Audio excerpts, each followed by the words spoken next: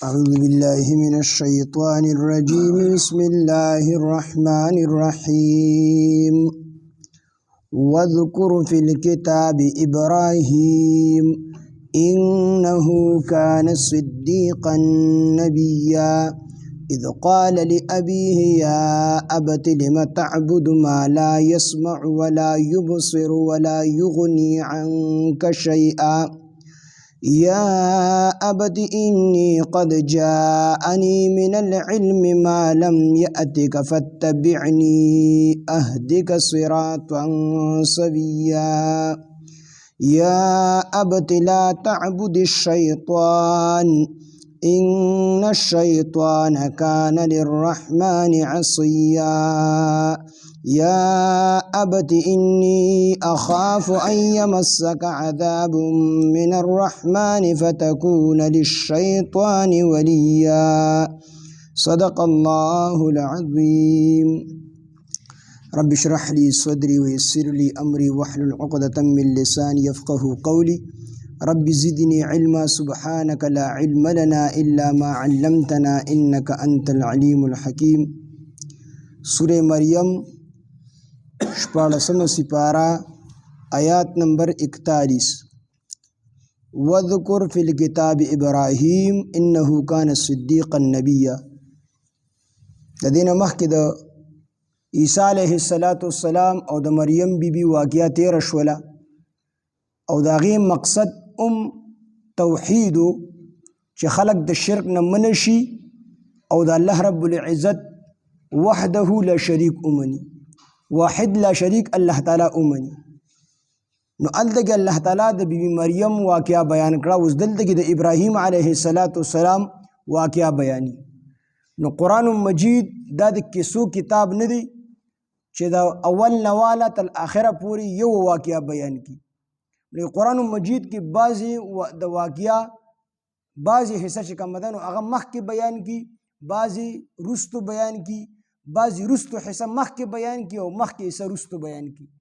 نو قرآن دا کسو کتاب نہیں خوش کمزے کی عبرت مقصود بھی ہو اللہ تعالیٰ خلق تا دا غینا عبرت حاصلی اور عبرت حاصلی کی نو اکا زی ذکر کی نو دی بس ابراغ کا واقعہ دا حضرت ابراہیم علیہ السلام دا شاغم توحید دا پارا یو دیر لوی موحدو او انبیاء علیہ السلام پٹولو ابراہیم علیہ السلام اللہ تعالیٰ دسی پیغمبر دا تیر کڑی دی چی دا طول خلق منی او طول خلق نسبت ابراہیم علیہ السلام دا گیش دا زمونگا پیغمبر دی مونگ پا دین ابراہیمی باندیو مشرکین مکہ با مونگ دا ابراہیم علیہ السلام پا دین باندیو یہودیان وی مونگم دا ابراہیم علیہ السلام پا دینیو عیسائیان نسوارا غیوی مونگ دا ابراہیم علیہ السلام پا دینیو او مونگ ورطای مونگ دا ابراہیم علیہ السلام پا دین باندیو پا ملت ابراہیمی خو مونگ گیو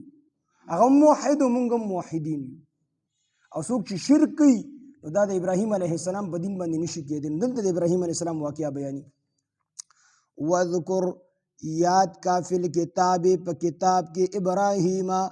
واقعہ دا ابراہیم علیہ السلام انہو بے شک حقا کانو صدیقا نبیا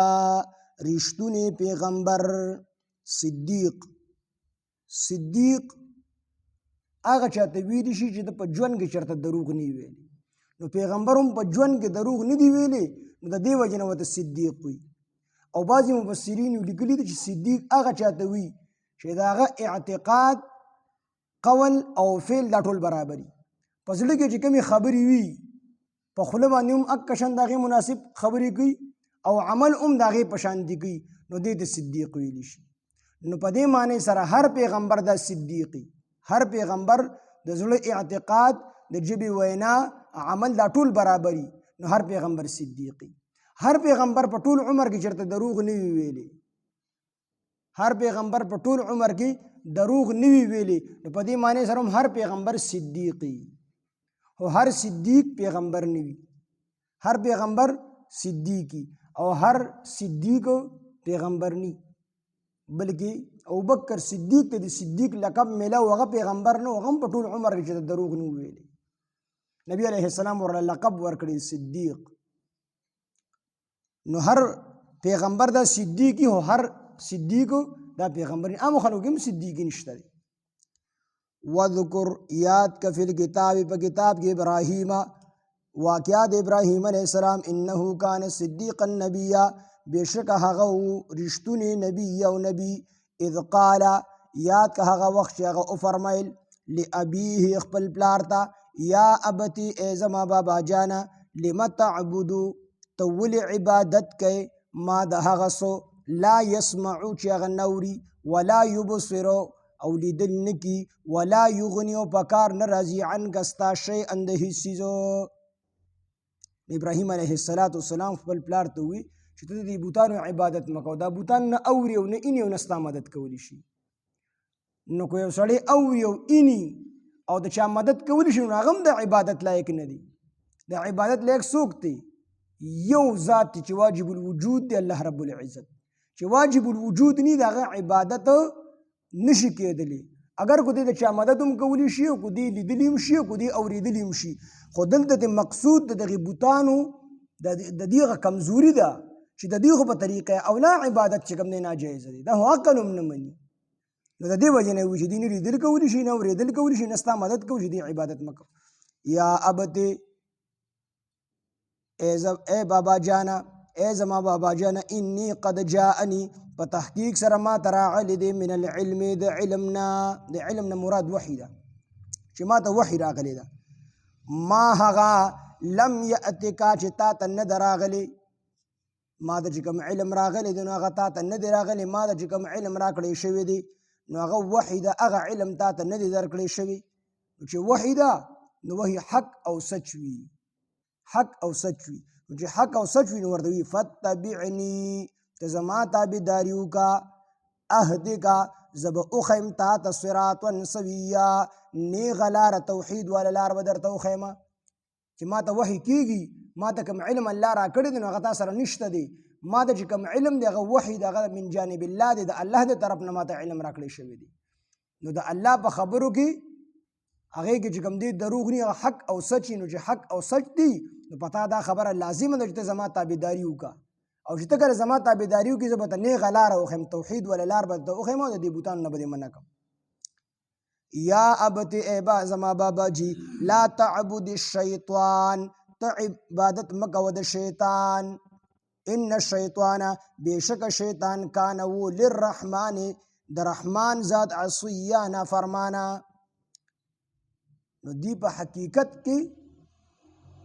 ډایرکټ د شیطان عبادت نه کو، بلکې ازر د ابراهیم علیه السلام پلار هغه په خپله باندې هم د شیطان عبادت غیب ګڼو، ډایرکټ د شیطان عبادت نه کو.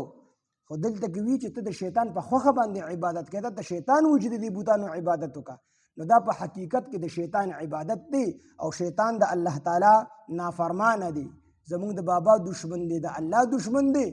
نو لہذا تم په دشمنۍ سره اونیسه د شیطان عبادت مه کوه. یا ابت ای بابا جی انی اخافو بېشک زه ویریږم ان یمسکه دا چې وبرسیږي تا ته عذاب من الرحمن، عذاب د رحمان د طرف نه، فتکون بس ته به شې للشیطان د شیطان ولیا ملګري. دنیا کې به ته عذاب ورسیږي او که دنیا کې الله تعالی درته عذاب در نه کو، مهلت یې در کو، نو آخرت کې بیا د شیطان ملګري، ځکه چې دلته دې ملګرتیا کړې ده نو هلته کې به هم چې کوم دی ملګرتیا د هغه کوي. دلته د شیطان خبرې مانی نو هلته کې عذاب کې هم د هغه سره چې کوم دی یو ځای سوځي، هغه به جهنم ته ځي او ته به جهنم ته ځي. یا ابتی بابا جی انی اخافو بېشکه زه ویریږم ان یمسکه دا چې وبرسیږي تا ته عذاب من الرحمن، عذاب د رحمان د طرف نه، فتکون بس ته به شې للشیطان د شیطان ولیا ملګري، ملګري به شي په عذاب کې. قال نو پلار ورته سوي، قال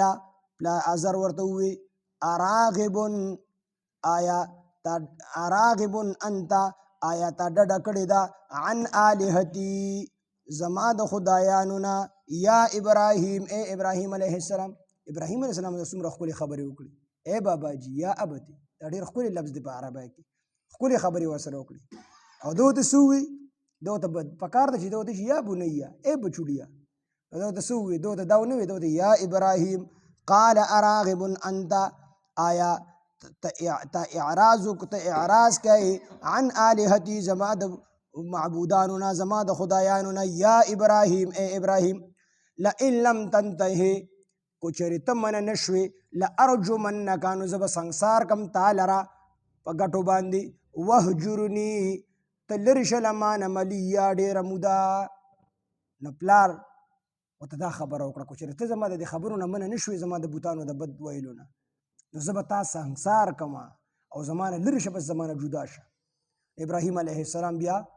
بابل ښار پرېښود او شام طرف ته بیا هجرت وکړو. هغه اوږده واقعه ده. بیا قال ابراهیم علیه السلام ورته وفرمیل سلام علیک سلام دی وي په تا باندې. نو مفسرین وایي چې دلته کې دا سلام چې دی مسله دا ده چې سلام دا په کافر باندې نشته دی. نبی علیه السلام فرمایي چې ابتداءً په کافرانو باندې به تاسو سلام نه کوئ. لا تبدأ السلام لا تبدأ اليهود والنصارى بالسلام. تاسو به يهوديانو او نصارو باندې په سلام کې ابتدا نه کوئ. خود رسول الله صلی الله علیه وسلم د عمل نه دا ثابتېږي چې نبی علیه السلام په مشرکانو باندې سلام کړی دی. مجمع کې چې کوم دي مسلمانانو مو یهودو مو نصارا مشرکینو مو نبی علیه السلام په هغې باندې سلام کړی دی. د دې وجې نه د فقهاو په دې کې اختلاف دی چې ابتداءً سلام جایز دی او که ناجایز دی. نو بعضې فقهاوي جایز دی او بعضې فقهاوي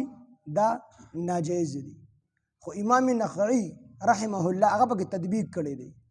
هغه وایي چې که ستا چېرې یو کافر ته ضرورت تو دنیایي ضرورت دی وته یا دینی ضرورت دی وته نو ته ابتداءً په هغه باندې سلام کولی شي او که ضرورت دی وته نو بغیر ضرورته به ابتداءً په هغه باندې سلام نه کوي. ابتداءً په هغه باندې سلام نه کوي. سړی دفتر کې ناست دی افسر دی او ستا د ضرورت پیښ شو نو مجبوراً بیا به سلام کوي په هغه باندې.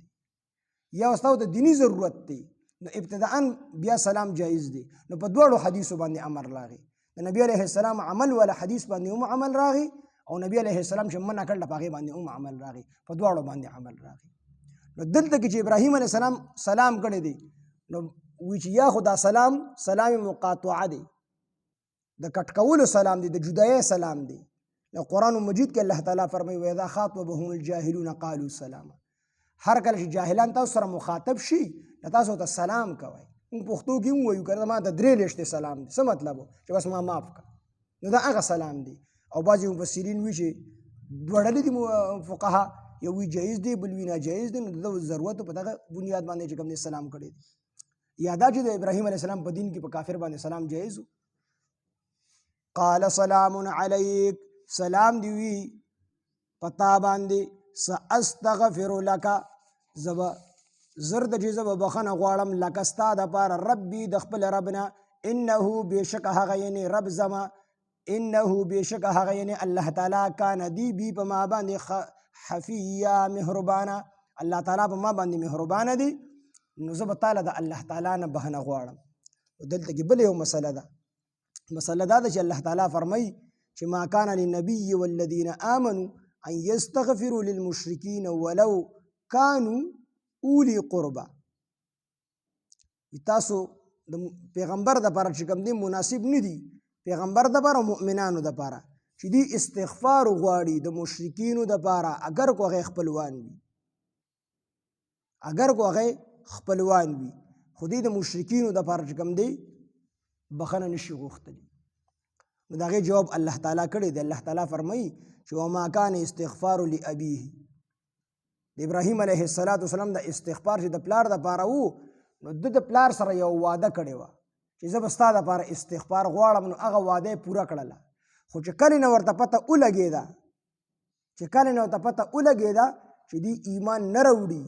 او د دې ایمان راوړو ته چې کوم دی نیت نشته دی نو د هغې نه پس بیا چې کوم دی پرېښي دی بیا دپاره ولې استغفار نه دی کړی. قرآن مجید کې الله فرمایي چې وما کان استغفار لابیه الا عن موعده مگر دا چې هغه د یو وعدې په بنیاد باندې وعدها چې هغه وعده کړې وه د سره فلما تبین پس هر کله چې واضحه شوه له د دپاره انه عدو لله چې دا د الله تعالی دشمن دی نو تبرأ منه نو بیا ترې براءت کړی دی بیا ورله بخښنه نه ده غوښتلې. ساستغفر لک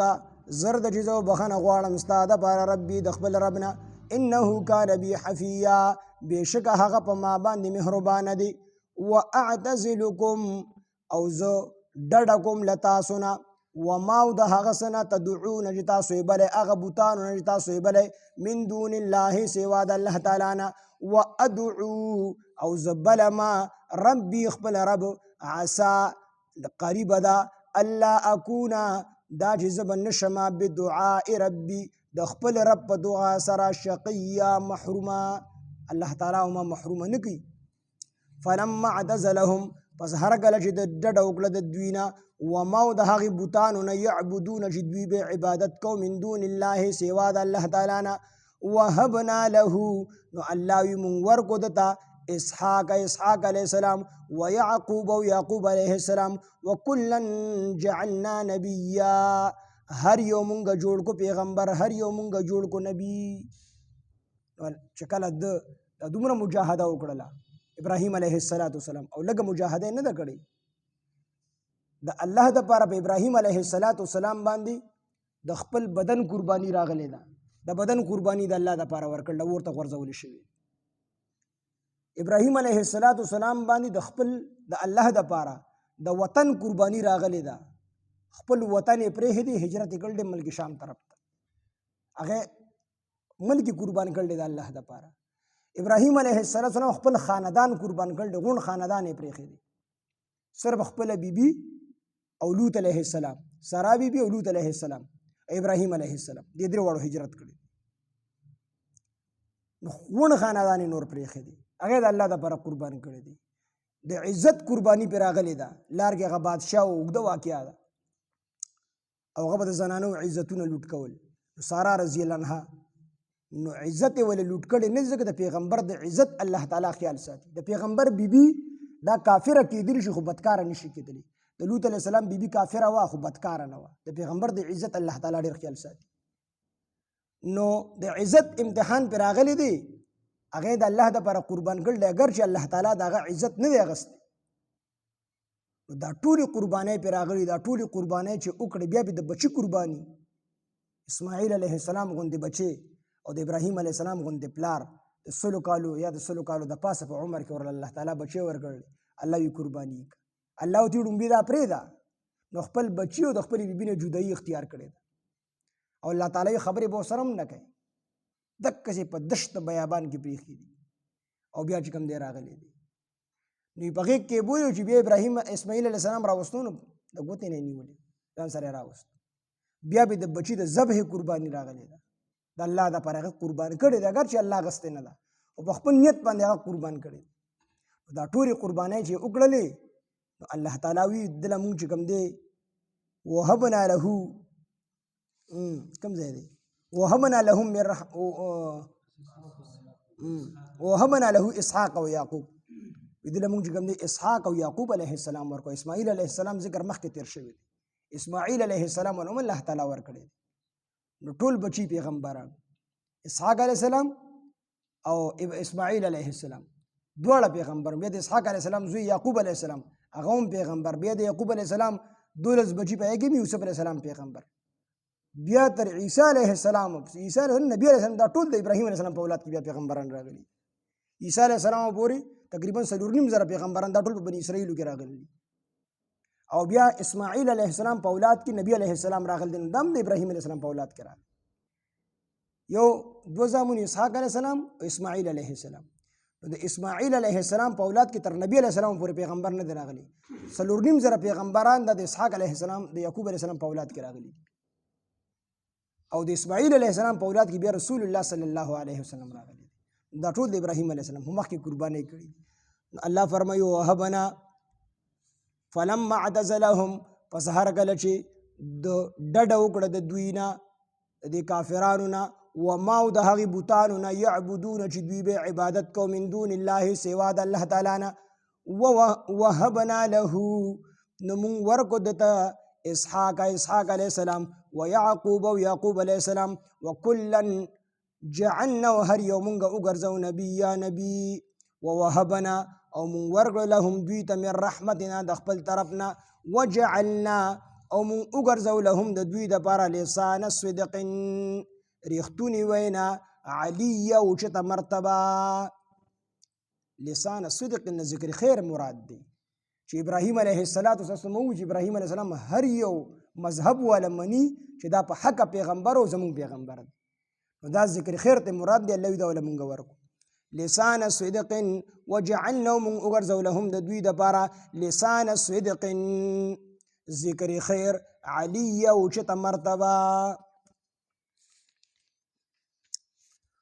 وذکر یاد کا فی الکتاب په کتاب کې ابراہیم علیہ السلام واقعہ انه کان صدیقا نبیا بیشک هغه و صدیقا رښتونی نبی او پیغمبر. اذ قال یاد کا هغه وخت هغه او فرمایل لابیه خپل پلار ته یا ابت چې بابا جی لم تعبد تو ول عبادت کې ما د هغه بوتان لا يسمع چې ناوري ولا يبصر نبینی ولا یغنی نو مدد کوي عن گستا شیئا د هیڅ یا ابت بابا جی انی قد جاءنی په تحقیق سره ما تراغلی دی من العلم د علم نه یعنی د وحینا ما هغه علم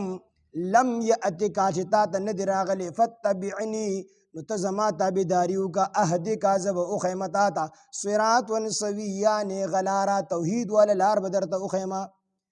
یا ابد بابا جی لا تعبد الشیطان ته عبادت مکو د شیطان ان الشیطان بیشک شیطان کان دی للرحمن د رحمان ذات عصیا نافرمانا. یا ابد بابا جی انی اخاف بیشک زو یریگما ایمسک دا چې اوبرسیږي تا د عذاب من الرحمن عذاب د رحمان د طرف نه فتکون للشیطان ولیا پس ته بشي د شیطان ولیا ملګری. قال نو پلار ورته وی اراغب انت آیت اعراض کړی دی عن الہتی زما د معبودانو نه. یا ابراهیم ابراهیم علیہ السلام لئن لم تنتهي کچرت من نشوی لارجمنک نو زب خامخا تا سنگسار کما وهجرنی